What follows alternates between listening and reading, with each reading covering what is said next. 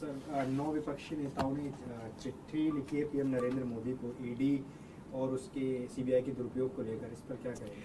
देखिए, इस वक्त देश प्रधानमंत्री जी की जो कार्यशैली है वो ये हो गई है कि देश के अंदर किसी भी राज्य में अगर विपक्ष की बीजेपी के अलावा किसी सरकार होगी तो उस सरकार को काम नहीं करने देंगे। ये बहुत ज्यादा खतरनाक है। प्रधानमंत्री किसी भी देश के एक फादर फिगर की तरह होते हैं। चुनाव में हम आपस में लड़ें, लेकिन चुनाव होने के बाद एक बार अगर कहीं कोई सरकार बन जाए तो उस सरकार को पूरी तरह से सपोर्ट देने की जिम्मेदारी और उसके साथ खड़े होने की, उसको अच्छा काम करने में मदद करने की जिम्मेदारी प्रधानमंत्री जी की होती है। लेकिन हमारे देश के प्रधानमंत्री जी ने ठान लिया है कि अगर बीजेपी को वोट नहीं दोगे, कोई और सरकार बनाओगे तो उस सरकार को किसी भी हाल में काम नहीं करने देंगे।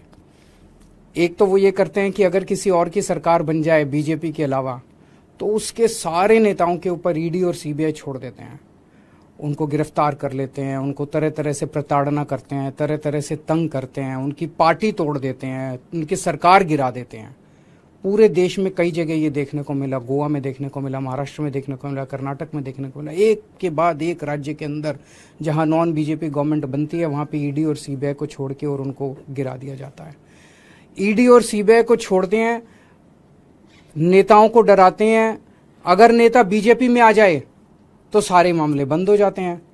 हेमंत बिश्व शर्मा, जो इनके ऊपर पहले सीबीआई और ईडी के इतने मामले थे, शारदा कांड था शायद उनका, उसके अंदर वो फंसे और जैसे ही वो बीजेपी में आ गए सारे मामले खत्म। तो या तो वो पहले निर्दोष थे और या दोषी तो थे लेकिन बीजेपी में आ गए तो सारे मामले खत्म। उसी तरह से शुभेंदु अधिकारी का मामला आता है, मुकुल रॉय का मामला आता है, नारायण राणे का मामला आता है। अभी उद्धव ठाकरे जी की पार्टी से जब इतने सारे एमएलए तोड़े गए तो कहा जाता है कि उनमें कईयों में सीबीआई और ईडी के मुकदमे चल रहे थे जिनको ठंडे बस्ते में डाल दिया गया।